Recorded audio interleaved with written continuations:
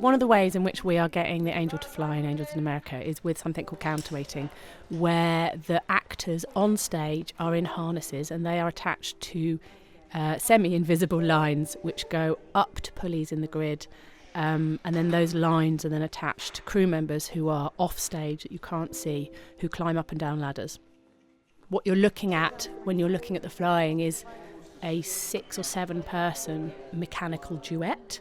The moment where the flying comes happens at the end of a big fight sequence. The speed and the rhythm of the fight, we wanted to take that into the flying as well. So whereas with automated flying, you generally see a body being lifted at a reasonably steady and sedate pace, you don't get the dynamism that you can get with a human on the other end of the line. To him. To go, that'd be so.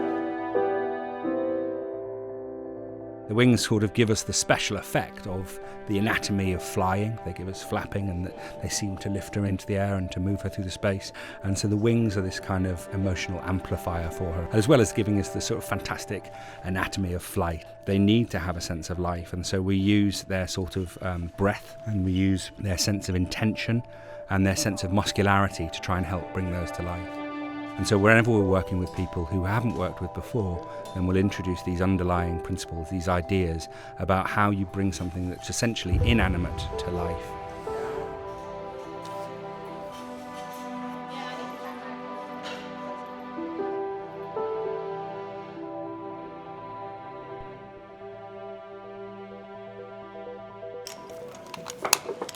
Okay, Phil. We're 20 metres up in the air and we are next to the Angels in America counterweight performer flying truss. The wires come from the stage up to the drop blocks. They'll go underneath the truss and over to the header blocks. And from there, they'll go down 15 metres to the top of the ladders. The counterweighters attach themselves to the wires, and when they climb the ladder, performers come in.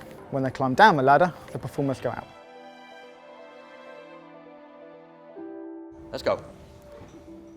Part of my job is I go around and check all our harnesses and do some visual inspections on the entire rig. And once a week, we have the riggers come round and do a full inspection of the rig. They're very thin, 2.5 mil lines. We have about a 10-to-1 ratio for performance flying for safety. They clip in the actors for us, and then when we give them the go, bang, off we go, and we jump off the ladders and up she goes. And the beauty with a counterweight system is you get a very smooth, even transition between an up and down movement. It makes you look like you're floating.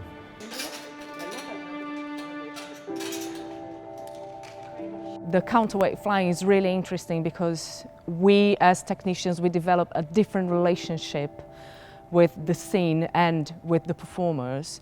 When you're moving a piece of furniture, you've got a cue and you're moving from this mark to that mark. So that's very precise.